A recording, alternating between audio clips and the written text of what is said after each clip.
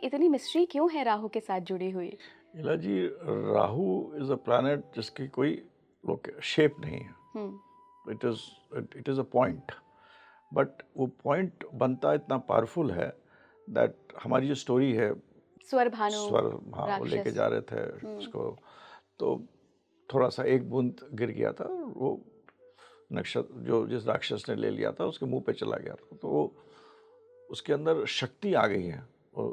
He has all the शक्तिज कि वो, मतलब उसने वो नेक्टर जो था वो लिया, मतलब वो जो बूंद था, तो वो राहु है।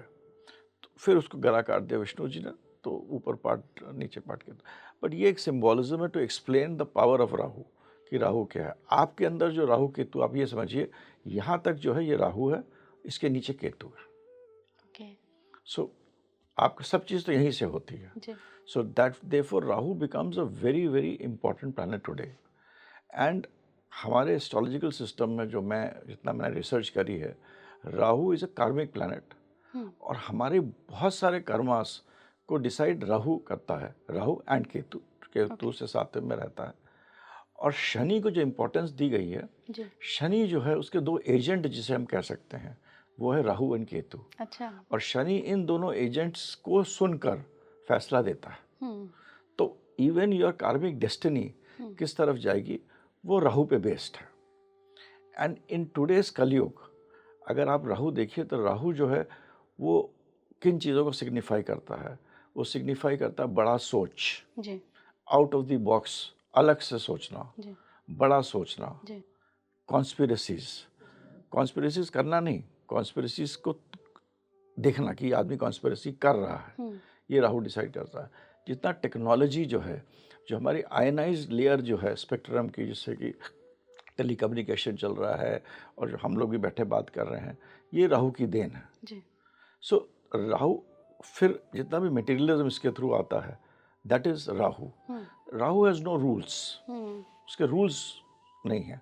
It hmm, does not look into rules. It is हमें जो करना है हम करेंगे, हमें जो ठीक लगेगा हम करेंगे, वो हम जो हमारे लिए ठीक है।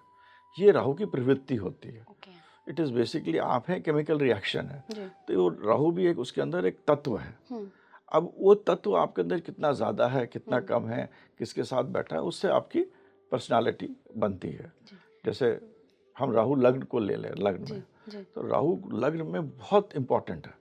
राहु अगर लग्न में आ जाए किसी के, हुँ, तो it is very important that आदमी बड़ा सोच सकता है, बड़ा हुँ, कर सकता है, आगे बढ़ सकता है, मतलब आउट ऑफ द बॉक्स सोच सकता है, ऐसी चीज़ें सोचता है जो किसी और ने ना सोचा हो।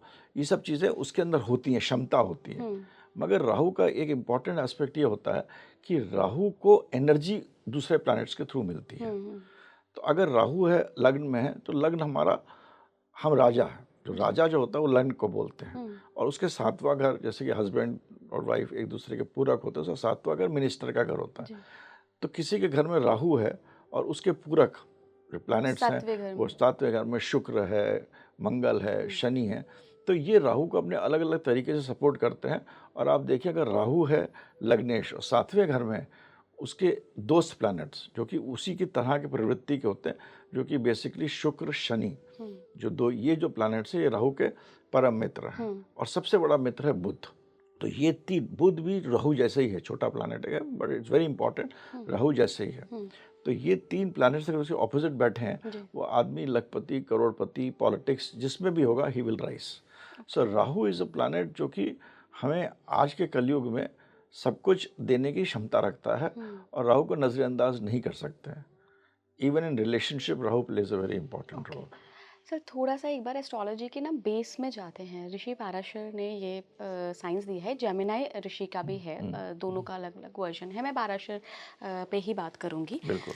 तो तब तो जिस वक़्त एस्ट्रोलॉजी आई हम सभी के सामने, जिस वक़्त बताया गया ऋषि पाराशर के द्वारा, उस वक़्त तो ना तो एआई था, ना ये कैमरा थे। तो हमने कैसे जज किया कि कलयुग में जो ये टेक्नोलॉजी है, जो एआई है, जो कि दिख नहीं रहा है, लेकिन है और बहुत बड़े लेवल पे है, विस्तार हो रहा है जिसका, ये इसका प्लैनेट राहु है। ये जज कैसे किया गया? एक एग्जाम्पल समझाते हैं, हम जैसे बात भी करते हैं। पहले ऋषि मुनि होते थे, जी। ठीक है।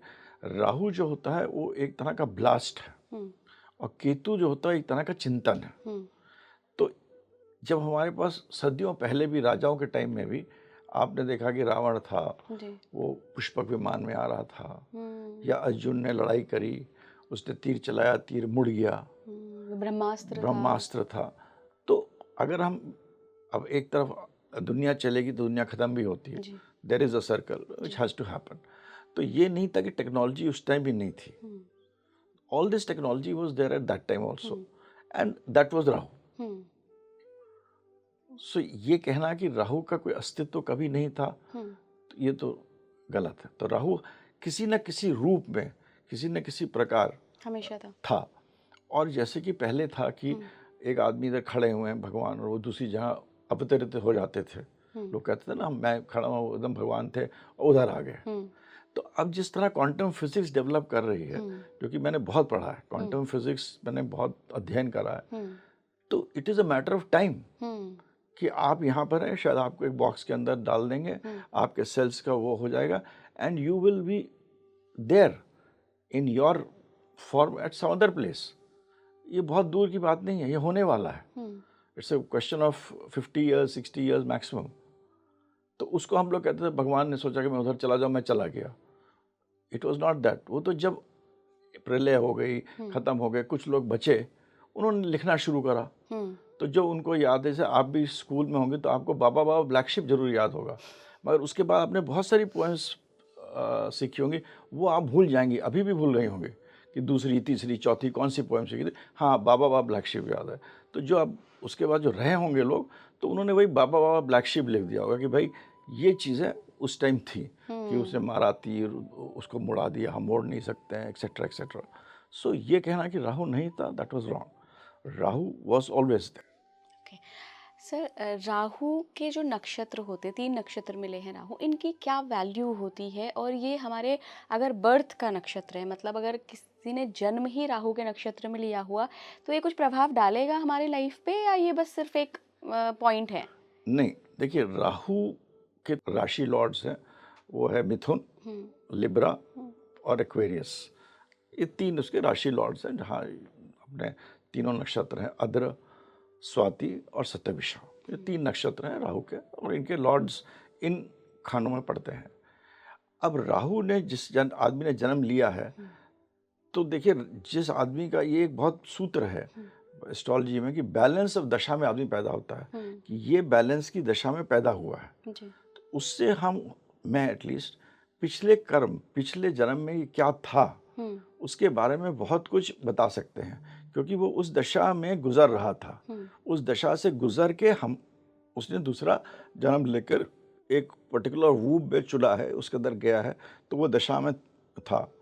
तो वो राहु के प्लेसमेंट से, अगर राहु उसके प्लैनेट में उधर वेल प्लेस्ड है, हुँ, तो उसके हॉरोस्कोप को एलिवेट कर देगा, ओके, मगर उन्हीं एस्पेक्ट्स में जो राहु सिग्निफाई करता है। हुँ, जैसे कि कोई राहु की दशा में पैदा हुआ और उसका राहु दशम घर में है, हुँ, तो इसके अंदर पहले भी वो कोई मतलब ही हैड प्रेस्टीज था, उसके पास शक्ति थी, उसके पास सोच थी, उसके बाद लोग मतलब आगे पीछे थे, मतलब he was having an administrative position hmm, when he died, you okay, no.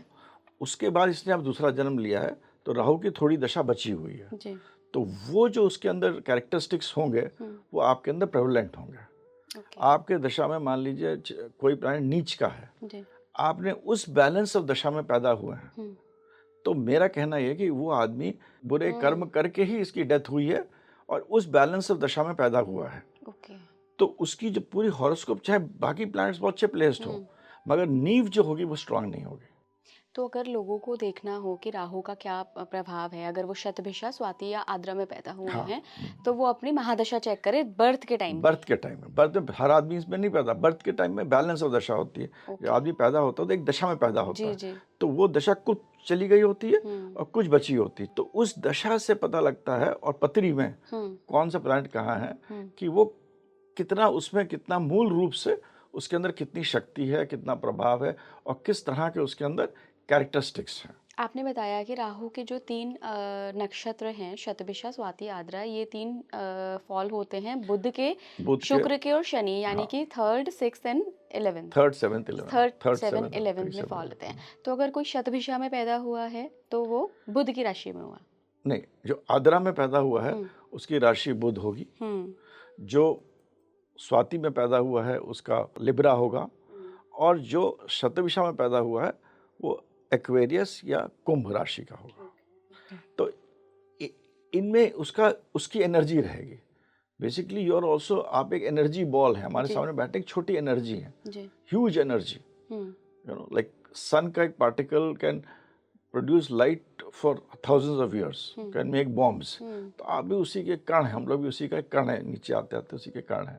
तो वो राहु की एनर्जी उसके अंदर होगी।